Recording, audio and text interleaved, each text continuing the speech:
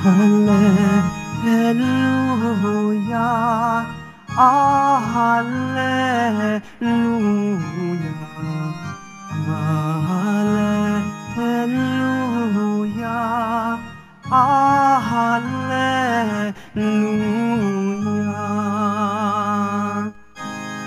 Ngayong kay Kristo nabuhay ay sa langit nakalaan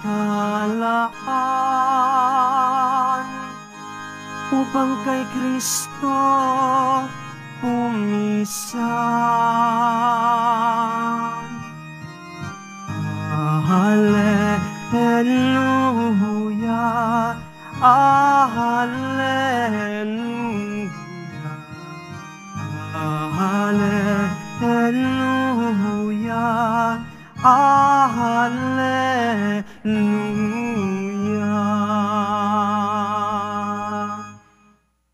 Sumainyo ang Panginoon at sumaiyo rin ang mabuting balita ng Panginoon ayon kay San Juan. Papuri sa iyo, Panginoon. Noong panahon iyon, sinabi ni Jesus sa kanyang mga alagad, "Kung napupuot sa inyo ang sanlibutan, dapat ninyong malaman na napuot na ito sa akin bago sa inyo. Kung kayo'y ngay sa sanlibutan, iibigin kayo nito bilang kanya. Ngunit yamang hindi kayo sa sanlibutan, kundi pinili ko kayo mula rito, ito'y napupuot sa inyo. Alalahanin ninyo ang sinabi ko sa inyo, walang aliping higit kaysa kanyang Panginoon. Kung ako'y inuusig nila, uusigid din nila kayo. Kung tinupad nila ang aking salita, tutuparin din nila ang salita ninyo. Ngunit ang lahat ng ito'y gagawin nila sa inyo dahil sa akin, sapagkat hindi nila nakikilala ang nagsugo sa akin." Ang mabuting balita ng Panginoon. Pinupuri ka namin, Panginoong Hesukristo. Magsiupo muna ang lahat.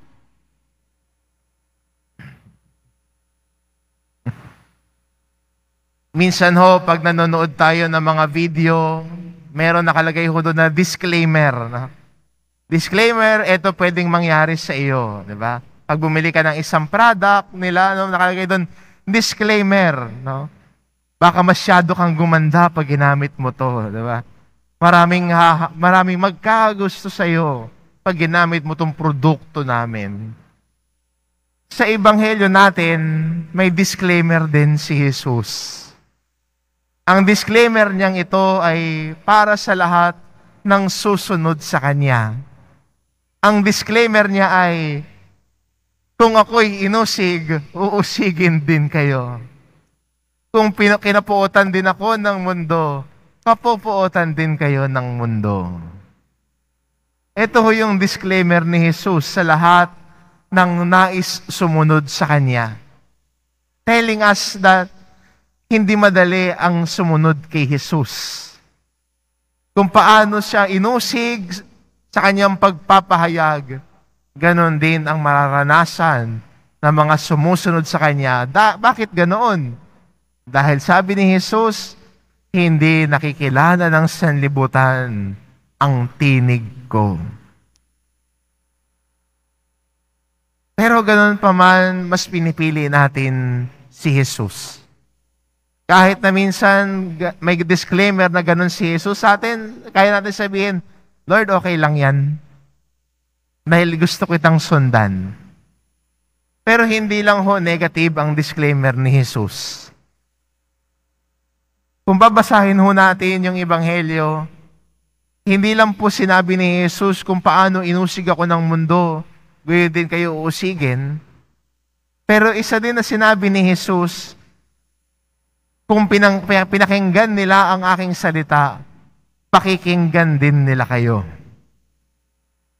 Kaya ang taong sumusunod din at nagpapahayag ng salita ng Diyos, ang taong nagbabahagi ng salita ni Jesus, ay nagdudulot din ng pagbabago ng buhay.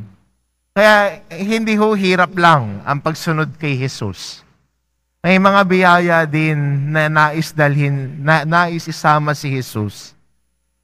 May mga biyaya din, may mga nagagawa din ng taong sumusunod kay Jesus. Kung paanong ipinahayag ni Jesus ang kanyang salita sa sanlibutan, sa taong nagpapahayag ngayon, ganon din siya pakikinggan. May mga tumatanggap ng salita ng Diyos. May iba rin naman, matigas pa rin, hindi pa rin tumatanggap. Tutungo-tungo lang.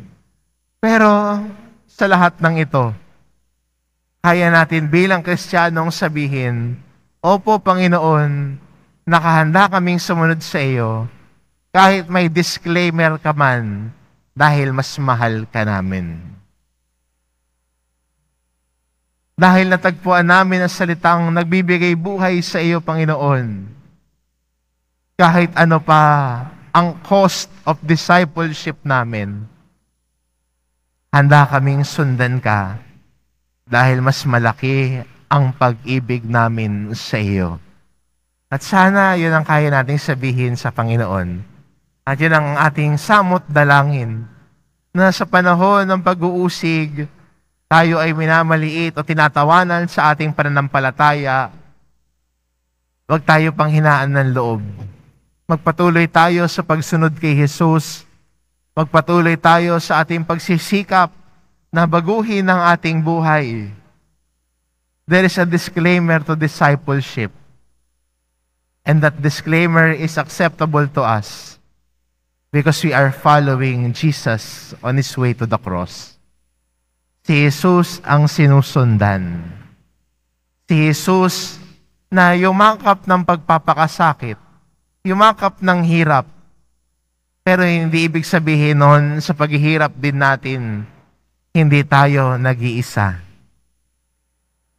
Hindi ibig sabihin noon na nag-iisa tayo sa paglalakbay natin. Hindi tayo nag-iisa sa paglalakbay natin. Hindi tayo nag-iisa sa pagsisikap natin.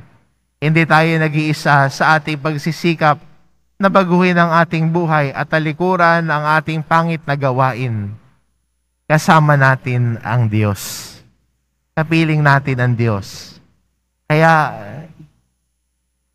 sa pakikinig natin sa Ebanghelyo, si Jesus may disclaimer sa atin. The cost of discipleship. The possible pain of discipleship. Pero para sa atin, mas matindi ang pagmamahal natin sa Diyos, ang pagnanais natin na maging tapat sa Kanyang mga aral at utos, kaysa sasabihin ng mundo sa atin. Amen.